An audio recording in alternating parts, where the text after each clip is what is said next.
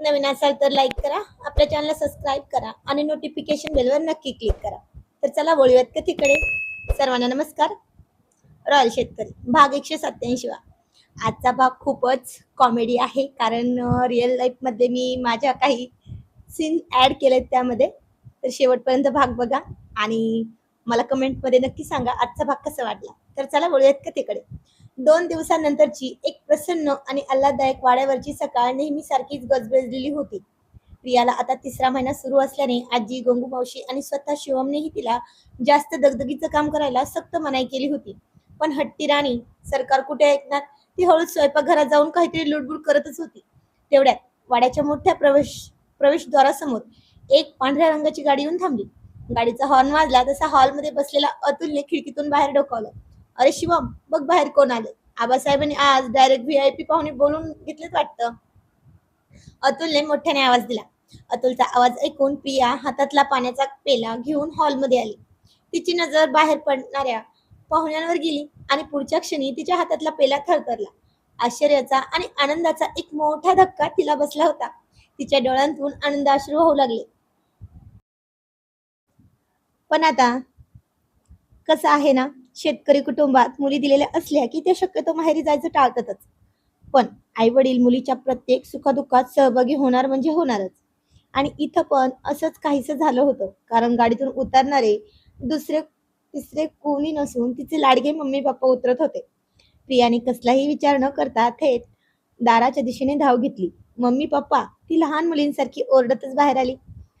आता इथं उलट होतं. प्रियांश आणि शिवांशीनेही करायला हवं होतं, पण करत तर आपल्या राणी सरकारच होत्या ना. अगो प्रिया, सांभाळून हळू धाव. मागून शिवमचा काळजीत पडलेला पण प्रेमळ आवाज आला. तो पण धावत तिच्या मागे आला आणि त्याने तिला दारापाशीच हलकेच सावरले. प्रियाने थेट आपल्या मम्मीला घट्ट मिठी मारली. पप्पांनी तिच्या डोक्यावर हात ठेवला. कित्येक दिवसांनी आपल्या आई वडिलांना बघून प्रियाचे मन भरून आले होते. हो, अहो आबासाहेब, आजी, हे सगळं काय आहे? मम्मी पप्पा अचानक कसे आले? मला काहीच कसं सांगितलं नाही कुणी. प्रियाने डोळे पुसत आबासाहेबांकडे पाहत विचारले. आबासाहेबांनी आपल्या मिशीवर हात फिरवला आणि त्यांच्या चेहऱ्यावर एक अत्यंत प्रतिष्ठित आणि मायाळू हसू उमटलं. ते म्हणाले, राणी सरकार, वाड्यावर एवढी मोठी आनंदाची बातमी आहे आणि विहीनबाई इथे नसावेत असं कसं होईल? शिवमराजेंनी आणि मी कालच फोन करून त्यांना आग्रहाचं निमंत्रण दिलं होतं. म्हटलं सरप्राईज द्यावं तुम्हाला. हो ना आजी, आम्हाला तर आबासाहेबांचा फोन आल्यावरच इतका आनंद झाला की आम्ही रात्रीच निघायची तयारी केली होती. आकांक्षा, कुणाल खूप उतावीळ झाले होते येण्यासाठी, पण कुणालची महत्वाची मीटिंग होती, मग आम्हीच आलो. प्रियाच्या मम्मीने कौतुकाने शिवम आणि आबासाहेबांकडे पाहत म्हटलं. शिवमने पुढे होत प्रियांशच्या पप्पाच्या पायांचा आशीर्वाद घेतला. पप्पांनी शिवमला घट्ट मिठी मारली आणि म्हणाले, जावई बापू, खूप मोठा आनंद दिलास तुम्ही. आमची प्रिया या वाड्यावर आणि तुमच्या खुशीत किती सुखात आहे हे पाहून आमचं काळीज तृप्त होतं. आईसाहेबांची माया जरी नसली तरी तिला तुम्ही खूप सुखात ठेवलं आहे.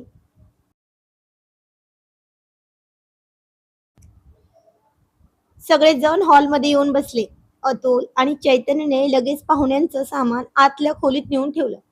जान्हवी आणि अस्मीने जाऊन प्रियाच्या मम्मी पप्पांना पाणी दिलं. संपूर्ण हॉलमध्ये आता वेगळाच कौटुंबिक गंध पसरला होता. तेवढ्यात अतुल चहाचे कप घेऊन तिथे आला आणि पुन्हा एकदा त्याची फिरकी घेण्याची सवय जागी झाली. या या हिराव, बसा आरामशीर. पण पप्पा, एक गोष्ट सांगू का? तुम्ही तुमच्या मुलीला आमच्या शिवमच्या हवाली केलं तेव्हा ती अगदी शांत आणि सुसंस्कारी होती बरं का. पण आता आमचा शिवम तिच्या नादाला लागून स्वतः बदललाय हो. अतुल डोळा मारत म्हणाला. अहो अतुल भाऊजी, काय बोलताय? मी काय केलं? प्रियाने तोंड फुगवून त्याला दम भरला. नाही म्हणजे पप्पा, मी काय म्हणतोय? अतुलने चहाचा ट्रे खाली ठेवत म्हटलं. तुमच्या मुलीने आमच्या शिवमची काय अवस्था केली बघा. 2 जुळी मुलं सांभाळता सांभाळता आता तिसऱ्या पाहुण्याची तयारी.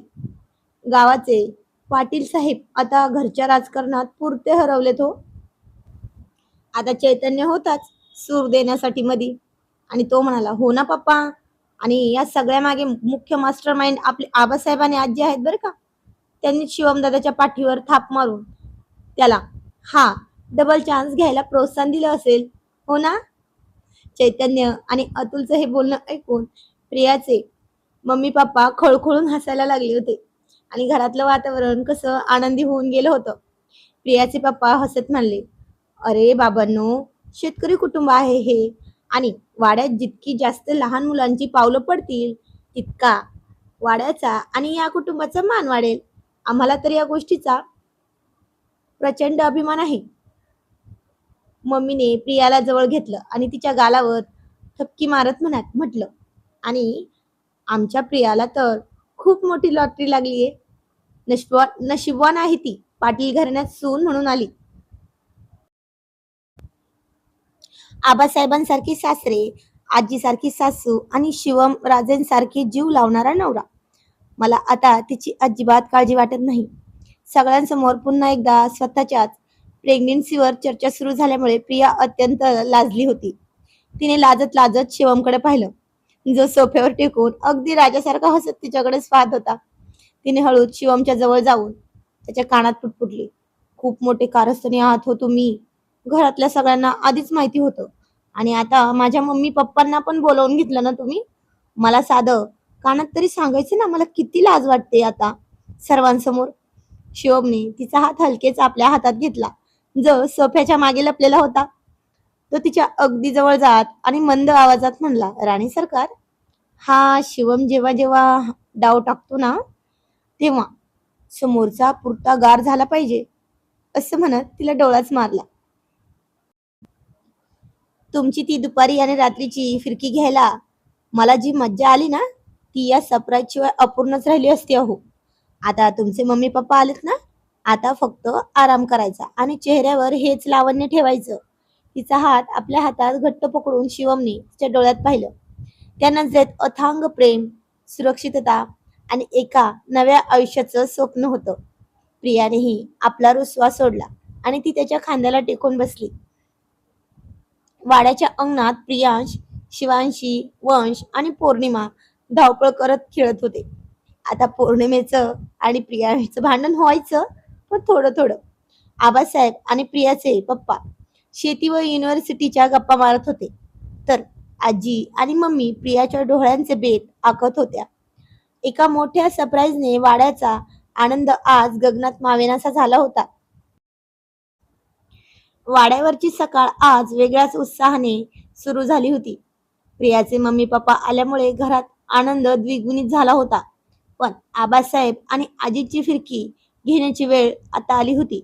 हॉलमध्ये सगळेजण जमलेले असताना अतुलने मुद्दाम सर्वांसमोर हा विषय काढला.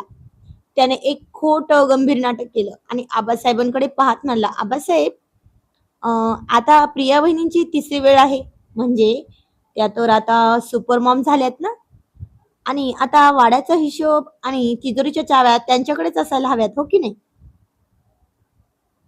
शिवम तर शेतातल्या बाहेरच्या कामात अडकलेला असतो.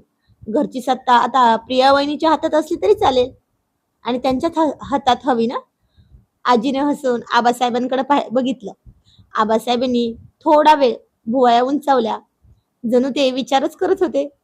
मग त्यांनी आपल्या कमरेला लटकवलेल्या चाव्यांची जुडी काढली आणि प्रियाकडे जात अगदी हळुवारपणे शिवमच्या हातात दिली आणि म्हणाले, शिवमराजे, ही चावी प्रियाच्या हातात द्या. वाड्याची लक्ष्मी आहे, आता आई होणार आहेत, तेव्हा या प्रत्येक घराच्या प्रत्येक कोपरा आणि प्रत्येक निर्णय आता त्यांचीच मर्जी असणार आहे. आबासाहेबांच्या निर्णयाने प्रिया आवाक झाली. शिवमने हसून ती चावी प्रियाच्या हातात दिली. राणी सरकार, आजपासून तुम्ही फक्त गृहिणी नाहीत बरं का, तर या वाड्याच्या महाराणी आहात. प्रियाचे डोळे पाणवले. तिने आबासाहेबांच्या पायाला स्पर्श केला आणि चाव्या पुन्हा आबासाहेबांच्या हातात देत म्हणले, आबासाहेब, ही सत्ता, हे पद, प्रतिष्ठा, तिजोरीच्या चाव्या यातलं मला काही नको, काही नको मला. आबासाहेब, फक्त आणि फक्त तुमचा आणि आईसाहेबांचे आशीर्वाद द्या.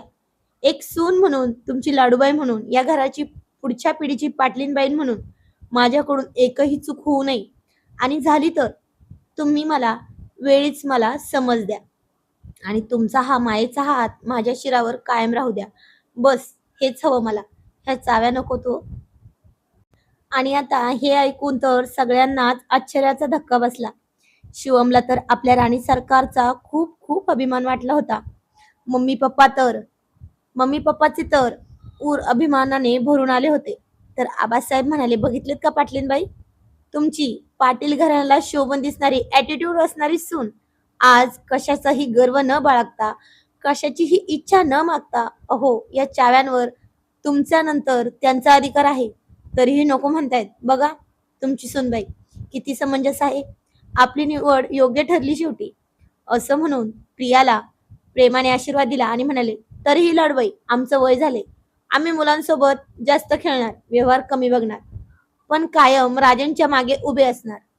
चला आता हसा, हसा बरं. तुमच्या डोळ्यात पाणी आम्हाला पण राजांसारखं आवडत नाही. ते ऐकून सगळेजण खूप खूप हसले. दिवसभर सगळ्यांच्या गडबडीत प्रिया आणि शिवम एकमेकांपासून लांबच होते. पण रात्रीचे 10 वाजले आणि वाडा शांत झाला. तेव्हा शिवमने हळूच रूमचा दरवाजा वाजवला.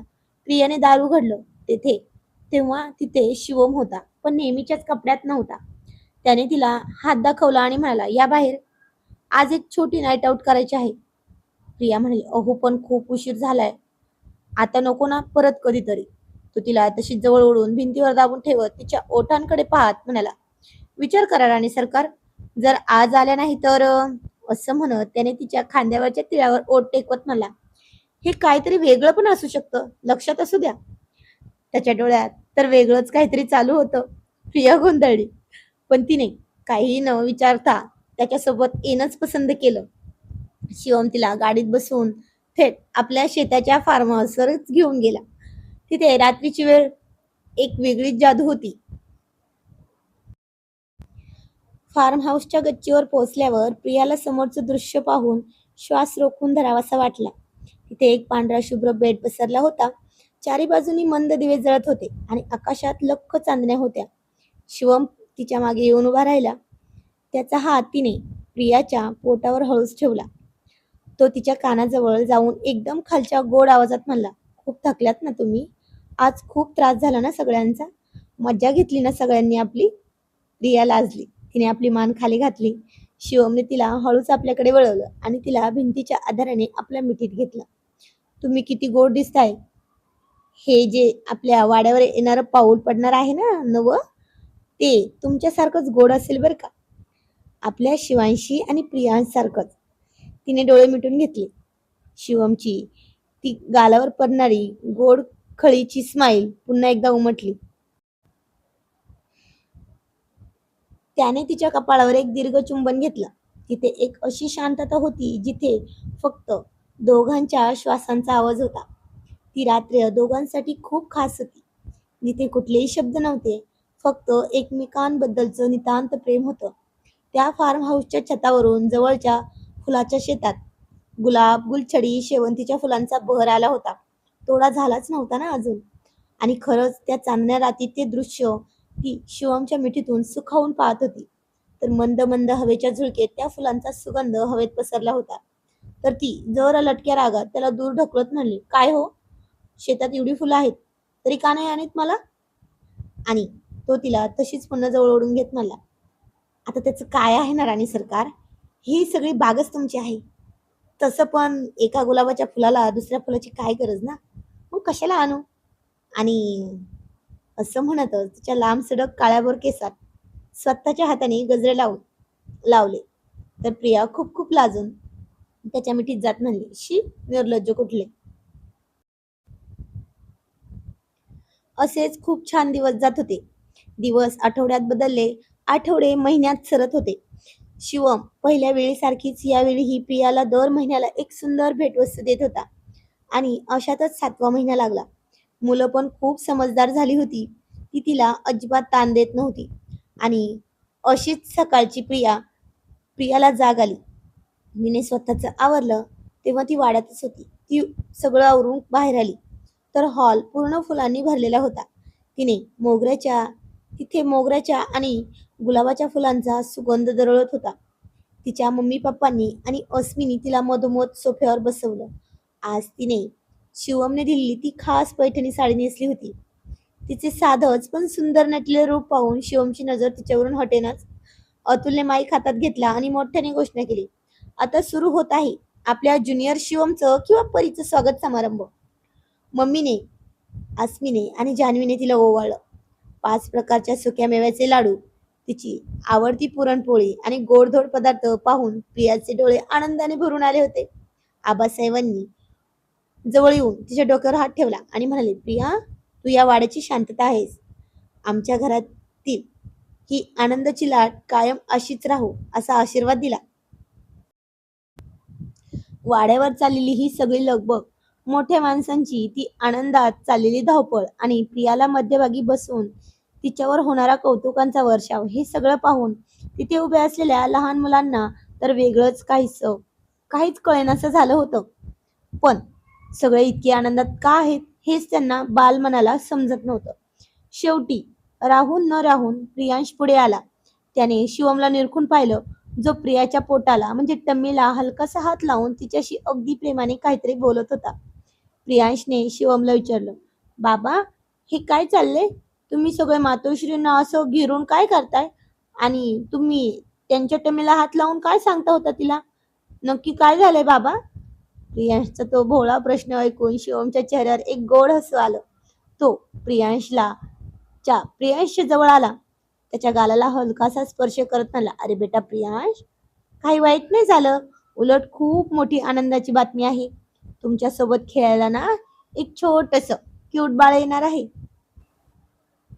आणि शिवम पुढे म्हणाला, आणि ते आता बाळ सध्या कुठे आहे माहितीये? ते आपल्या मातोश्रींच्या टमीमध्ये आहे. म्हणूनच तर सगळे तिला आशीर्वाद देत आहेत आणि तिचं कौतुक करतायत. शिवमचं हे उत्तर ऐकल्या प्रियांशचा चेहराच बदलला. त्याच्या डोळ्यासमोर काहीतरी भयंकर घडल्यासारखे भाव आले.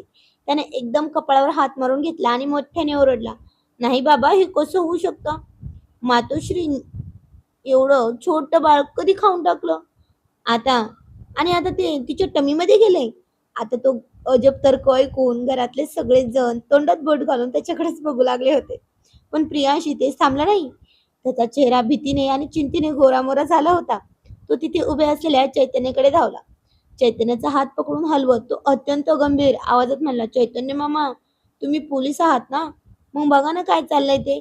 तुम्ही आताच्या आता पोलीस मामा बनून मातोश्रीला मातोश्रीला पकडून जेलमध्ये न्या.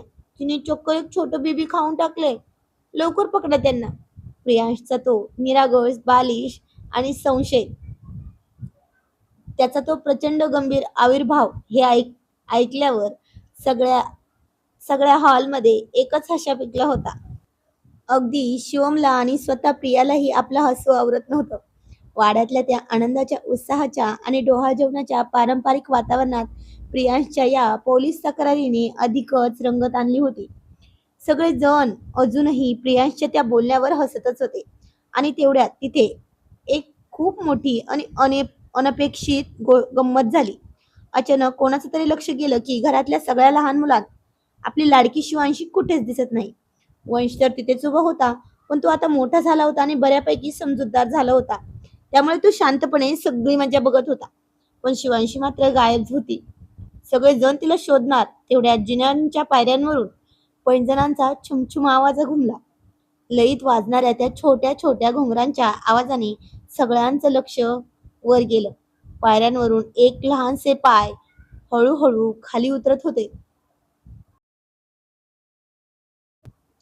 पण जशी शिवांशी पूर्णपणे जिन्यावर दिसली तसे हॉलमध्ये सगळे चेहऱ्यावर हात ठेवून अवाक होऊन तिच्याकडेच पाहत राहिले. कारण काय तर, शिवांशीने तिच्या त्या सुंदर आणि नखरेल फ्रॉकच्या आत पोटाच्या जागी काहीतरी गोल वस्तू कोंबून ठेवली होती. त्यामुळे तिचं पोटही मम्मासारखंच मोठं दिसत होतं. इतकंच नाही तर ती अगदी प्रियासारखीच आपल्या पोटावर हलकासा हात ठेवून अत्यंत हळुवारपणे आणि तोल सांभाळत एक एक पायरी खाली उतरत होती. तिच्या चेहऱ्यावर एक वेगळाच तोरा होता. नक्कीच ती बाबांची लाडकी राजकुमारी होती ना. तिचा हा अवतार बघून शिवमने हसत हसत पुढे होत तिला थेट कडेवर उचलून घेतलं. तिच्या गालाचा पा घेत शिवम म्हणाला, अरे माझी राणी बेटा, हे काय करून आलात तुम्ही? हे पोटात काय भरलंयस? शिवांशीने अत्यंत निरागसपणे आपले मोठे मोठे डोळे फिरवले आणि म्हणली, बाबा, अशीच मोठी टमी मम्माची पण झाली आहे ना, आणि मम्माची टमी मोठी झाली म्हणून तिला सगळे छान छान गिफ्ट देत आहेत. मला पण तसेच गिफ्ट हवेत, म्हणून मी पण माझी टमी मोठी केली. हे बघा, आत माझी ओढणी गोल करून ठेवली मी. तिचा हा निरागस आणि बालिश हे का ऐकून संपूर्ण हॉलमध्ये पुन्हा एकदा हास्याचा प्रचंड स्फोट झाला. तिथे हजर असलेलं प्रत्येक जण पोट धरून धरून हसत होतं आणि हसायला लागलं पण होतं. प्रियाने तर हसता हसता आपल्या कपाळावरच हात मारून घेतला. तेवढ्यात अतुल आणि जान्हवी हसत पुढे आले आणि अतुलने शिवमकडून शिवांशीला आपल्या कडेवर घेतलं. तिचं कौतुक करत तो म्हणला, अरे माझ्या सोन्या बेटा, त्यासाठी असं पोट मोठं नाही करावं लागत ग. तू असं काही नाही केलंस तरी आम्ही तुला खूप सारे गिफ्ट दिले असते की. अतुलने तिला जवळ घेतलं आणि तो शिवमकडे पाहत कौतुकाने म्हणाला, शिवम, तुझी दोन्ही मुलं ना एकापेक्षा एक सरस आहेत रे. खूपच गोड आहेत दोघं पण. अतुलच्या या बोलण्यावर वाड्यातल्या त्या मोठ्या हॉलमध्ये पुन्हा एकदा आनंदाचा आणि हसण्याचा एकच हशा पिकला होता. तर सगळ्यांनी आजच्या भागात झालेला असा किस्सा कुणाच्या लाईफमध्ये झालाय का ते कमेंटमध्ये नक्की सांगायचं आहे. धन्यवाद. Thank you for watching.